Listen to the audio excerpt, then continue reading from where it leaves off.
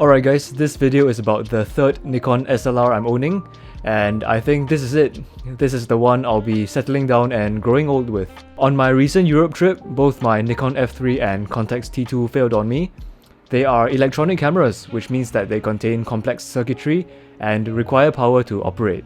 I've always known electronic gear to be less reliable than their mechanical counterparts, especially because these things are ancient. Let's be honest, can we really still trust vintage electronics from the 70s and 80s? I thought the F3 would never let me down because it has a legendary reputation of being really reliable despite its electronic build, as I mentioned in the opening of my F3 video. This camera is never gonna let you down, just like a certain singer Rick Astley. But I guess it ended up letting me down anyway. Damn it! I suppose at the end of the day, nothing can be more reliable than mechanical gear, which literally just runs on springs and gears and the energy from cocking the shutter. No batteries, circuits, or anything that could fail and brick up your prized possession. It's like a mechanical watch. As long as it's taken care of and treated well, it'll theoretically run forever. It's a shame that the F3 died though, because I came to love it during my close to 2 years of owning it. It was sleek and modern and it looked so good.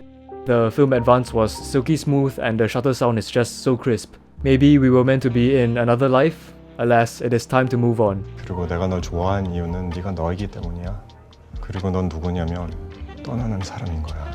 I've decided that for me, from now on, my doctrine for gear purchases would be to go fully mechanical, so no more electronic cameras and no more point and shoots. I want my cameras to be able to last long because dropping so much money on stuff that only lasts a few months is really dumb. So I acquired a Nikon F2, the F3's mechanical predecessor. Let's talk about it.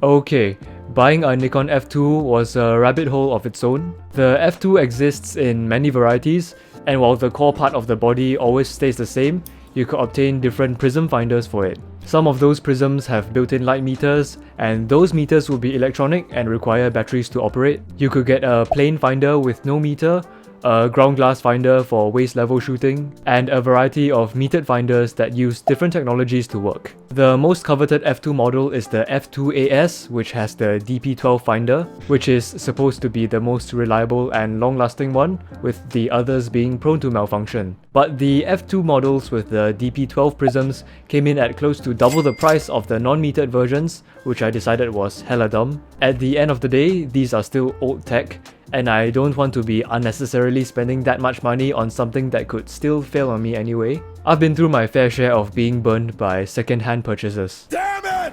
That's the existential crisis that I'm referring to in the video title. The truth is that the golden age of film photography is over, and I was born too late to experience it. Would it be nice to have an F2 with a meter that still works? Yes, but the price and risk just make it not worth at all. Let's not forget that in 2025, these cameras are pushing 50, maybe even 60 years of age, and not to mention the state of the second-hand market. I just do not trust. There's just so much of film photography that has eclipsed.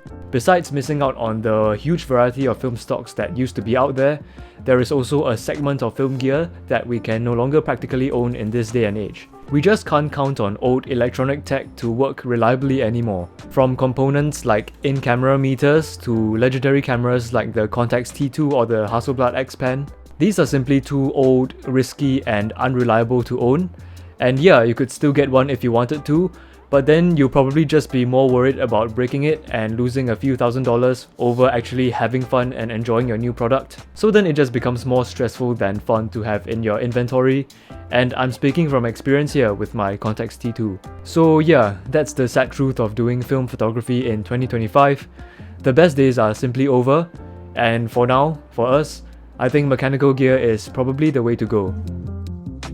So I ended up buying an F2 with a broken metered prism finder for cheap, around $200 freedom dollars, which I think is definitely reasonable. Once again, the meter does not work, but that is fine. You might be asking, hold up, wait a minute, something ain't right. Since when do the F2 finders have hot shoes on them? And you're right, they don't. Being the mad lad I am, I just simply superglued a cold shoe onto the top of the camera, which is a move that would probably get me lynched in the comments section. But hey, the prism finder is broken anyway, it has no more resale value, so why not? Why didn't Nikon just put a cold shoe on top of the cameras anyway? And now that I have a cold shoe, I can mount this little meter which is made by Reflex Lab. It's cheap and an elegant solution to on-camera metering. I honestly think that the wise thing to do as a film photographer in 2025 is to go with vintage, timeless mechanical gear and pair that with modern electronic accessories if needed. I trust a meter made in the 2020s to work longer than one made in the 1970s. Like I said, it doesn't really make sense to spend an extra couple $100 on a rare, working metered version of the Nikon F2, which is probably going to break sometime down the line anyway, when a brand new, modern, and most importantly, affordable meter solution works and is still currently being sold. It might hurt your aesthetic soul and perhaps be a little less streamlined, but hey, if it doesn't get in the way of you making your best work, and most importantly saves you a lot of money and stress, then I think it's a well worth trade-off. Yes, I do realize that the official reason why Nikon never put a cold shoe on top of their metered prisms is for stability purposes, and that there exists a first-party hot shoe accessory that mounts on top of the rewind knob. But I don't like the placement of the hot shoe there.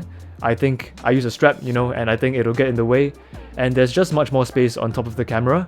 And with the cold shoe over there, I can even fit this gigantic flash unit, which I also recently bought, and I'll talk about it more later. For now, the F2. It is a joy to use. I brought it along on a bunch of shoots to make sure that it was working properly. First was a couple shoot at Sentosa, where I clocked in a bunch of Color Plus shots for them. And yeah, the pictures are nice. I was mainly testing for light leaks and whatsoever, and thankfully everything seems to be in working order. I also met up with Adriel the Fossil to clock in some more shots, so check out the pictures we got on that day.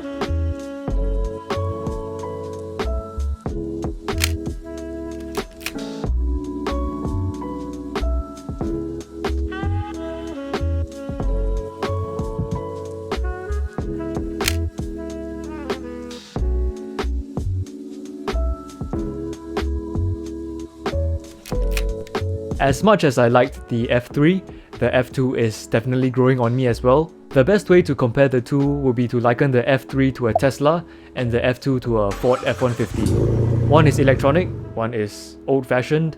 The F3 is smaller and lighter and looks more modern and sleek in its black finish, while the F2 is larger, denser and heavier, and personally I prefer the classic chrome skin. Handling wise, the F2 shutter sound and film advance is definitely very satisfying as well. It's different from the F3 but satisfying in its own way. I can't really show you, but I can play back some clips. In terms of features of the F2, honestly there's not much I can add on top of what I already said in the F3 video. Both are no-frills workhorses that just get the job done, and are pretty much the same, if not very alike, in terms of handling. If you've handled any Nikon film SLR, then you'll feel right at home with the F2. There's mirror lockup, a 10-second timer. Both have a max shutter speed of 1/2000th of a second, and both take the same wonderful selection of Nikon lenses that perform really great for their price. And both the F2 and F3 are designed to be modular, so they each have their own selection of interchangeable prism finders, so you can detach the F2 prism finder and just use it raw in ground glass mode.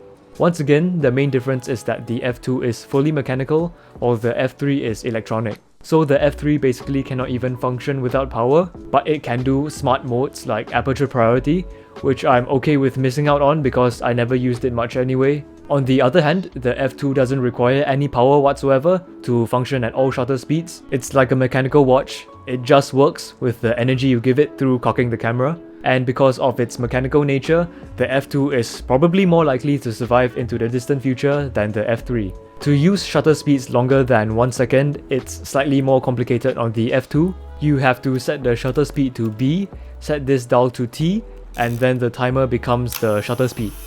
The shutter just stays open for the duration of the timer in this mode.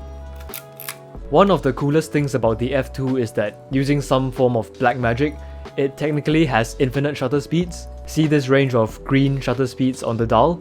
Basically, if it's green, you can turn the knob to anywhere you want, even in between hard stops. So if you want to shoot at, let's say, 1/160th of a second, then you can just turn the dial to in between 1/125 and 1/250. And like, yeah, if you're precise enough, you can turn the thing to exactly whatever you want it to be. I have no idea how that works, honestly, but it's just really cool and I'm here for it. So yeah, that's the F2. Now, moving on to the flash.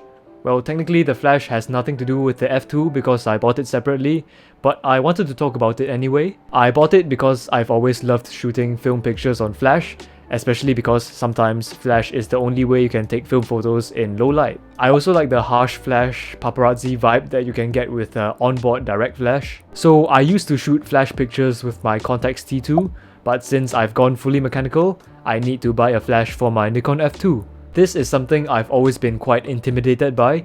Like, flash shooting by itself is already quite complicated, and on film where there's no instant feedback, well, you know, the uncertainty is crazy. But as it turns out, it's not that deep. I bought the Godox Lux Junior, which is a retro-looking flash unit that is primarily designed for use on these manual, mechanical, vintage film systems. So all I need to do is to mount the flash, turn it on, and then connect it to the camera using the PC Sync port. So now the flash fires whenever I click the shutter. So before I fire, I need to calculate what flash power to use, which is thankfully quite simple using the infographic on the knob. I just line up the focus distance to the ISO I'm using and use any combination of flash power and aperture that the chart reads. My shutter speed has to be capped at the flash sync speed, which is, in the case of the F2, 1/80th of a second. But other than that, shutter speed only impacts the ambient light in your image, not the light caused by the flash of the flash unit. So yeah, simple as that. Now I can use flash with film and open up endless possibilities. I was covering a corporate event in a hotel ballroom, and it was the perfect location for me to test out the flash unit. Not gonna lie, waiting for the flash unit to recycle power after every shot, as well as manually calculating the flash power, was kinda slow, but I think the pictures turned out great. Besides making handheld indoor or low light shooting even possible in the first place, on-camera flash just evokes feelings. It feels amateur/paparazzi, almost as if it were shot on a disposable, but that's a vibe and I think it adds something to the picture. There's just a charm to it that I love. So I put another roll of Color Plus through the F2 to take some more night portraits.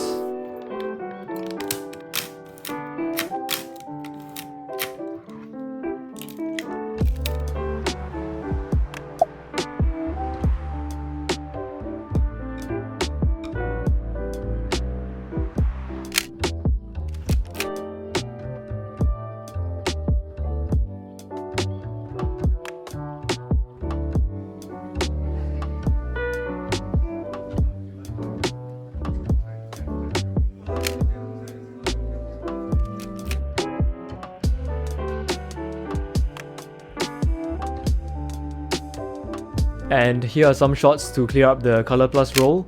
Once again, no issues whatsoever, the F2 is running perfectly. It's just a workhorse, what can I say, it gets the job done, it takes the pictures. That's all you need to know.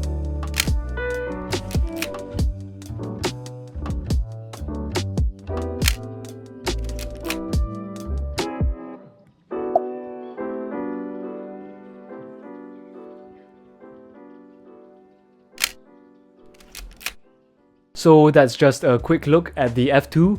As you can see, it fit perfectly into my workflow and there were no issues whatsoever transitioning to it from the F3. As I said, SLRs just get shit done. It's arguably the most vanilla way to shoot film out there. But for me, after my cameras failed on me in Europe, simplicity and reliability are two things that I have come to really treasure. However, don't fall into the trap of thinking that mechanical gear is infallible. Mechanical cameras still need regular maintenance and can still die to dust, water or other mechanical failure. Fixing mechanical gear isn't always guaranteed to be easier, especially if you mess it up bad enough. And of course, if there are no repair parts or no technician wants to service it, then you're still cooked. Damn it! My point is, don't just assume that mechanical cameras are immune to anything and everything, so treat your gear well because they can still definitely break. That said though, if you were to ask if a mechanical or electronic camera would be the one to outlive you and become a family heirloom, then I would probably have to say it will be the mechanical one, simply by nature of mechanical cameras not requiring any electronics to run. Although the biggest revelation I would say that I have is that there should be no shame in combining the old and new. Like, don't shell out so much for that Leica M6 whose TTL meter is still working, because it's probably going to die on you sooner rather than later. Just use an external meter, like a shoe mounted one, or just use your phone. Like, it's really not that serious. Like, yeah, definitely it would feel more satisfying and purist if you had the first party option, but I think that's just not feasible in this day and age. I think the number one most important thing is that you're comfortable with your gear and it doesn't get in the way of your work or stress you out. So yeah, there we go. I guess I just need to wrap up some loose ends and update my opinions on the F3 from my F3 video. I think the F3 as a camera is still quite reliable. I believe it's my copy that actually has been acting up and giving me some issues on occasion. Issues that a CLA might have fixed. Maybe the electrical connections were corroded or something. But yeah, both the F2 and F3 are legendary, and honestly it's up to personal preference. And if you're looking for the extra peace of mind that having a mechanical camera can offer over an electronic one, then yeah, the F2 is for you, as it is for me after my Europe incident. Both are really good cameras and their asking price in this day and age is roughly the same. I really feel that most of Nikon's film SLRs are really great offerings, including the small but mighty Nikon FM2.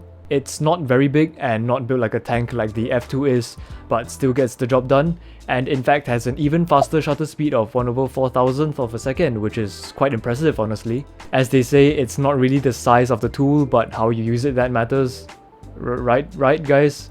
Anyway, yeah, that's it. Just a gear update and thought dumping to you guys. The next video is gonna be a fun one. I'll be putting some really interesting film through the newly inducted F2, so yeah, catch you guys soon.